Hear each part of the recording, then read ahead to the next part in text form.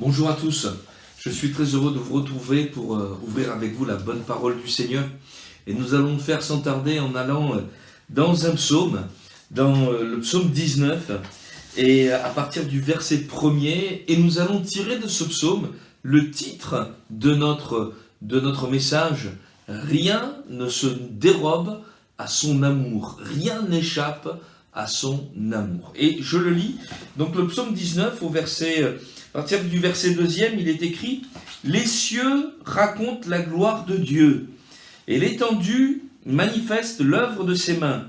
Le jour en instruit un autre jour, la nuit en donne connaissance à une autre nuit. Ce n'est pas un langage, ce ne sont pas des paroles dont le son ne soit point entendu. Leur retentissement parcourt toute la terre, leurs accents vont aux extrémités du monde, où il a dressé une tente pour le soleil. Et le soleil, semblable à un époux qui sort de sa chambre, s'élance dans la carrière avec la joie d'un héros. Il se lève à une extrémité des cieux et achève sa course à l'autre extrémité. Rien ne se dérobe à sa chaleur ou rien n'échappe à sa chaleur. Alors, au travers de ce texte, nous voyons que le psalmiste est en train de nous parler de l'œuvre de Dieu au travers de la création, au travers de ce cosmos, au travers de cet univers. Et il est en train de dire, bien voyez, les cieux, l'univers, les étoiles, nous racontent la gloire de Dieu. Et il est en train de dire, mais ce ne sont pas des choses qui passent inaperçues, c'est là, c'est devant vos yeux. Et il va s'intéresser au soleil, qu'il va identifier. Le soleil, il est pareil à un époux qui est comme un héros qui sort de sa chambre et qui va accomplir ses œuvres, qui va accomplir des œuvres héroïques. Il va commencer, il va se lever d'une extrémité, il va terminer à l'autre extrémité, il va tout achever et il va accomplir ses exploits. Et il nous est dit, mais rien ne se dérobe à sa chaleur de tout le temps où il va se mettre en action. Rien ne va échapper à son activité et à ce qu'il va faire.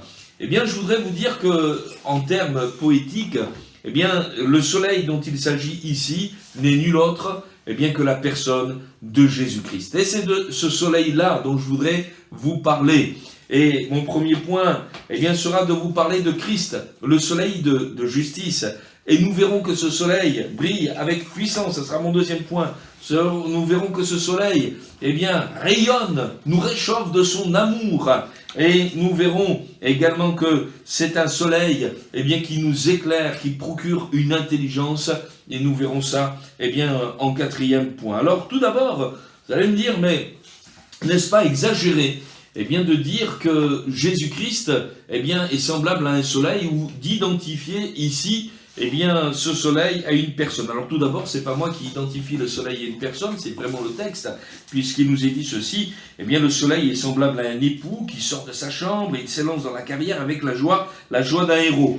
Mais je voudrais vous dire également que ce n'est pas la première fois dans l'Écriture que le soleil est identifié à la personne du Sauveur, à la personne même du Christ, du Messie, du Fils de Dieu.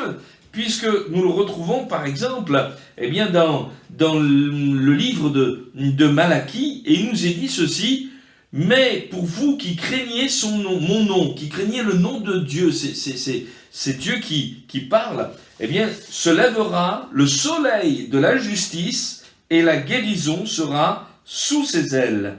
Amen.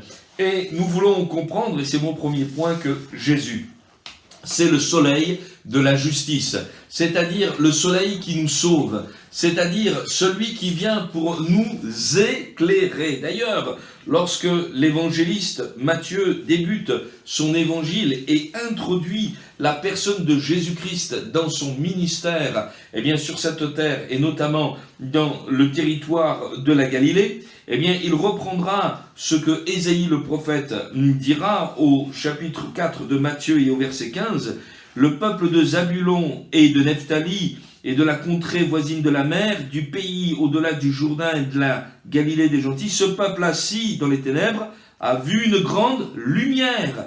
Et sur ceux qui étaient assis dans la région et l'ombre de la mort, la lumière s'est levée. Pareil, à cette métaphore représentant le soleil. Mais c'est également dans l'évangile selon Luc au chapitre 1er et au verset 78 que le père de Jean-Baptiste dira ceci: il parlera des entrailles de la miséricorde de son Dieu, en vertu de laquelle le soleil levant nous a visités d'en haut pour éclairer ceux qui sont assis dans les ténèbres et dans l'ombre de la mort, pour diriger nos pas dans le chemin de la paix.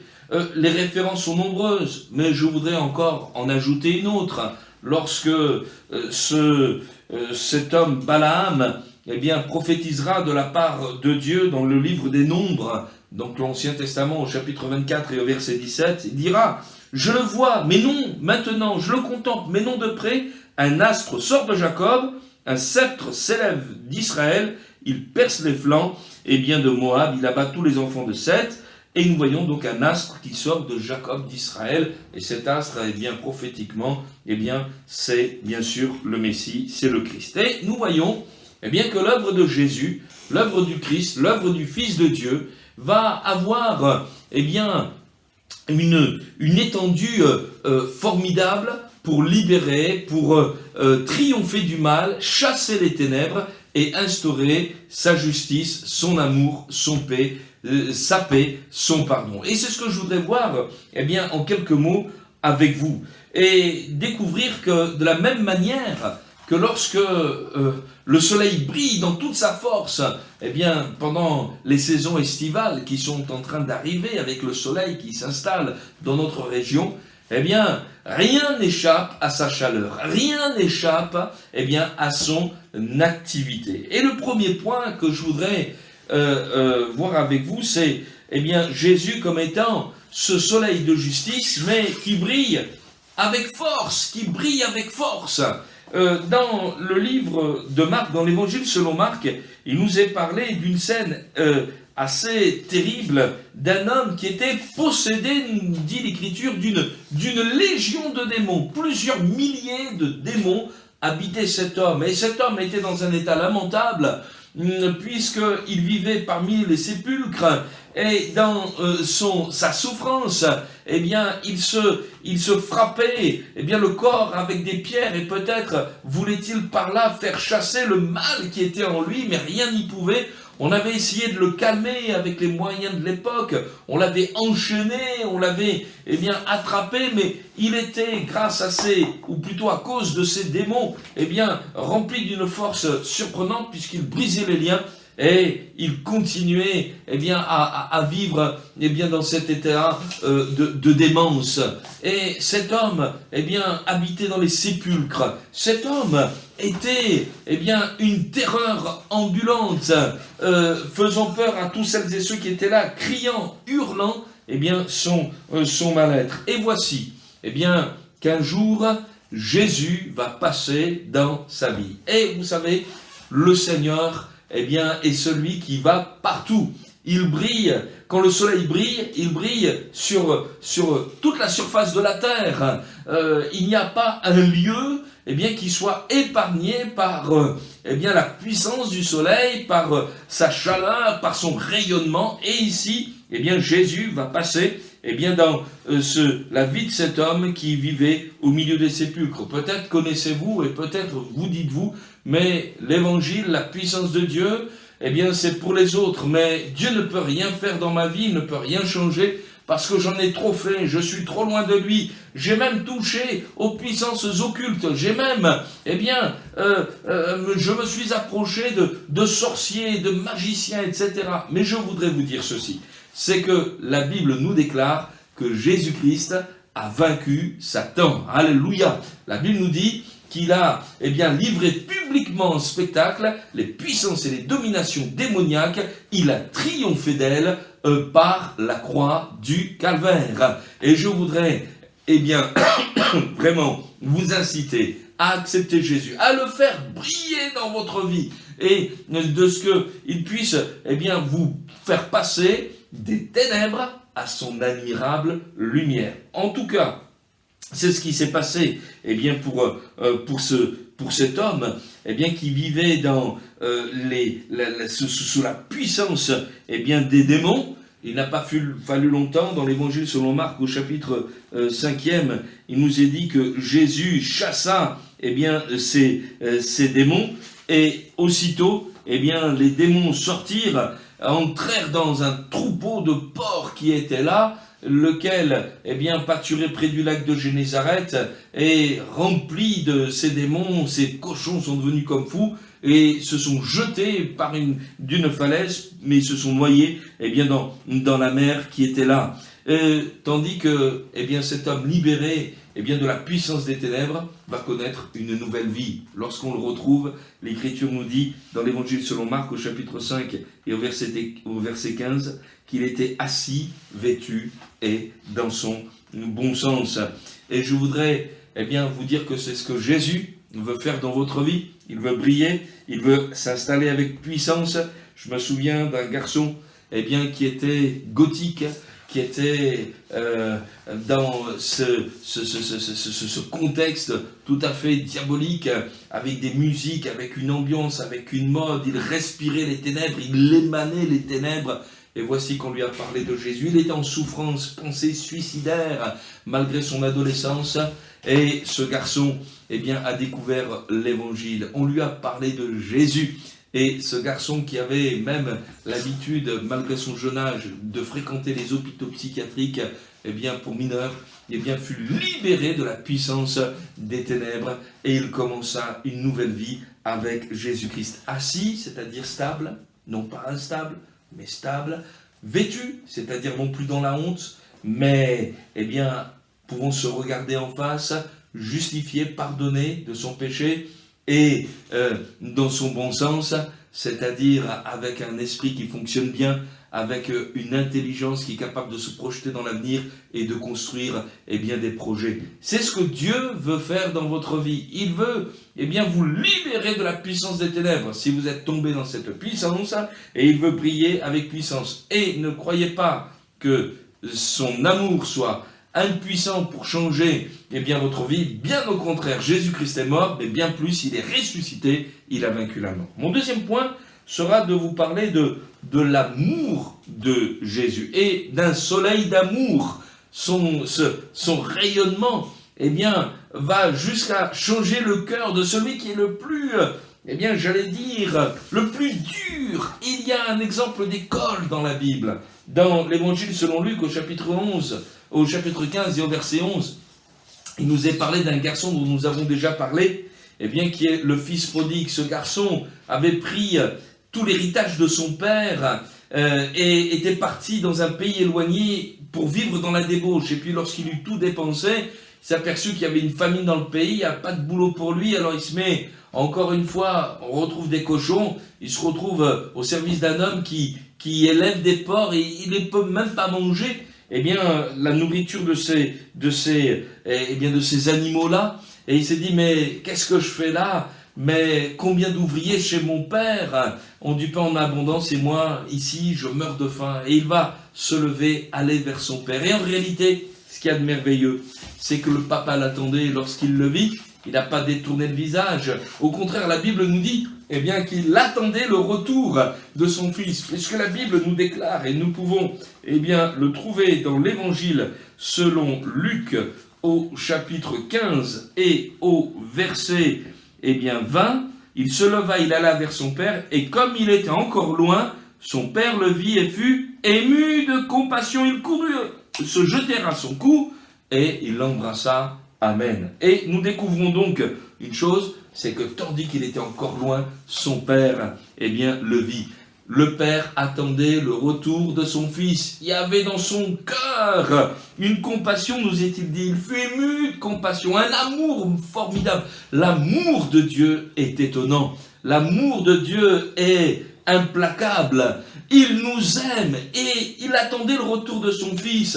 Et en réalité, chers amis, ce qui a motivé le retour du fils prodigue, dire mais combien d'ouvriers qui sont même pas les enfants de mon père, qui sont simplement ses ouvriers, sont bien nourris, bénéficient de l'amour et de la compassion de mon père. Et moi qui suis son fils, je souffre comme un malheureux loin de lui. mais ce qui va le rapprocher et le décider à revenir auprès de son Père, mais c'est l'amour de son Père, c'est l'amour de son Père. Et c'est pour cela que je voudrais vous dire également que Dieu vous aime. Ne pensez pas que Dieu est celui qui vous repousse. Et si on vous a présenté Dieu ainsi, rejetez-le au nom de Jésus. Parce que la Bible nous dit qu'en donnant Jésus son Fils, il a voulu manifester son amour. Dieu a tant aimé le monde qu'il a donné son Fils, afin que non pas vous périssiez, mais que vous viviez et que vous découvriez l'amour que Dieu a pour vous. Dieu a tant aimé le monde qu'il a donné son Fils. Et Jésus dira, mais venez à moi, vous tous qui êtes fatigués, chargés, et je vous donnerai le repos.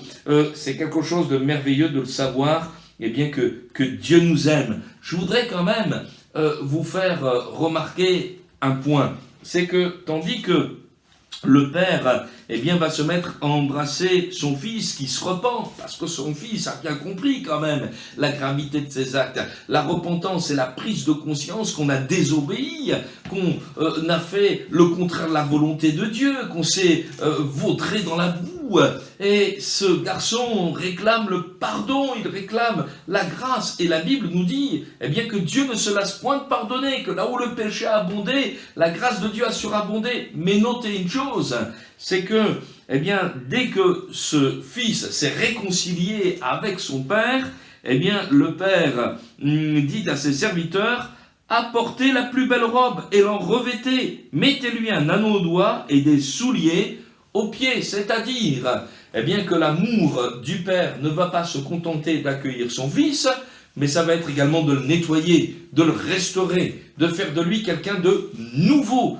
Et c'est vrai que lorsque nous sommes attirés par l'amour de Dieu, nous découvrons dans un premier temps son pardon, sa grâce étonnante, mais nous voyons également qu'il s'installe dans notre vie un nouveau comportement, une nouvelle pensée. Le Saint-Esprit change jusqu'à notre mentalité. Nous devenons des êtres tout neufs, non pas pour retourner dans le péché, non pas pour vivre dans l'égarement, mais au contraire maintenant pour vivre à la gloire de notre Père céleste, revêtu d'une robe neuve, de vêtements nouveaux, avec un anneau au doigt qui parle d'une alliance, avec des souliers aux pieds qui nous parlent, que nous voulons marcher dans des chemins qui plaisent au Seigneur. Oui, c'est vrai, là où le péché a abondé, la grâce de Dieu a surabondé, mais profiterions-nous de ce que la grâce abonde pour retourner dans le péché? Mais loin de là. Seigneur, plus jamais je veux quitter tes voies, je veux rester dans ta maison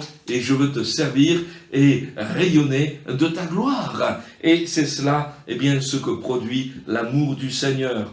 Et à n'en point douter, ce garçon a réalisé la grâce qu'il était d'être un enfant, le fils de son père. Réalises-tu l'amour que Dieu a pour toi? Ne le refuse pas, mais laisse-toi attirer par cette chaleur, par cet amour. Gloire soit rendue au Seigneur. Et puis, ce soleil, je l'ai dit tout à l'heure, le soleil est puissant.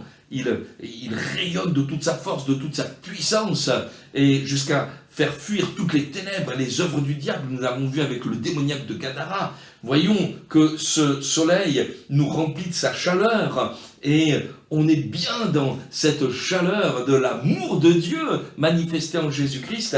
Mais le soleil également a cette vertu, c'est de nous éclairer. Et lorsque on est éclairé, lorsque il y a de la lumière, par exemple, on peut lire, on y voit clair, les choses nous apparaissent non plus d'une manière confuse ou obscure, mais au contraire, elles nous apparaissent d'une manière tout à fait évidente. Je sais que nous vivons dans une période, c'est mon 4e point, je voudrais parler du soleil qui éclaire, nous vivons dans une période trouble. Et nous voyons dans de multiples pays, et dans le nôtre également, la mort qui frappe au travers de cette pandémie. Nous sommes interloqués face aux ravages de cette épidémie, notamment dans des pays comme l'Inde, où nous apprenons qu'il y a eu, ne serait-ce qu'en une seule journée, 350 000, 400 000 contaminations, avec des hommes et des femmes qui meurent parce qu'il n'y a pas d'hôpitaux capables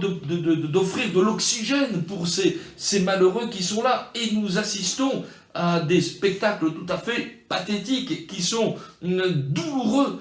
Et nous avons besoin eh bien, de réponses par rapport à l'éternité. Où vais-je passer l'éternité? Vous savez, l'Écriture nous dit que 80 ans, 90 ans pour les plus robustes, c'est la vie eh bien, que nous avons à vivre sur cette terre. Mais c'est une goutte d'eau comparée à l'océan eh bien, de l'éternité. Et si nous étions intelligents, nous devrions dès à présent nous préoccuper eh bien, de l'éternité. Un homme, dans l'évangile selon Luc, au chapitre 23, eh bien, va comprendre ces choses-là, j'allais dire, au dernier moment. Dieu lui a fait grâce. Ce fut un des 2 brigands qui fut crucifié auprès du Seigneur Jésus.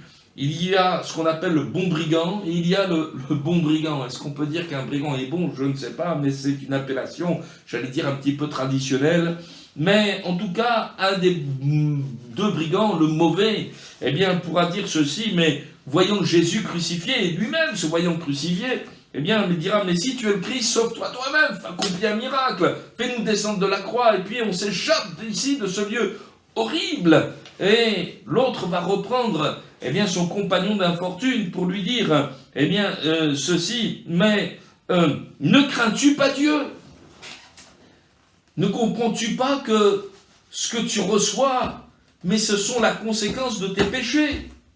Et que tu t'échappes maintenant, mais tu auras à payer plus tard encore ta dette, parce que le salaire du péché, c'est la mort. Mais voici, le Fils de Dieu est en train de mourir.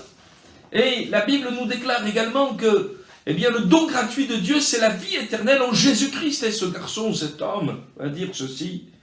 Eh bien, moi, c'est pour nous, c'est justice. Nous recevons ce qu'ont mérité nos crimes. Mais celui-ci n'a rien fait de mal. Et il demande à Jésus, souviens-toi de moi quand tu seras entré dans ton règne. Parce que tu vas mourir pour nos péchés, mais la mort ne va pas te retenir. Tu vas ressusciter et tu vas établir ton règne au siècle des siècles, ce royaume qui ne sera jamais détruit. Fais-moi entrer dans ce règne. Fais-moi goûter à la vie éternelle. Je ne le mérite pas. Je suis un brigand.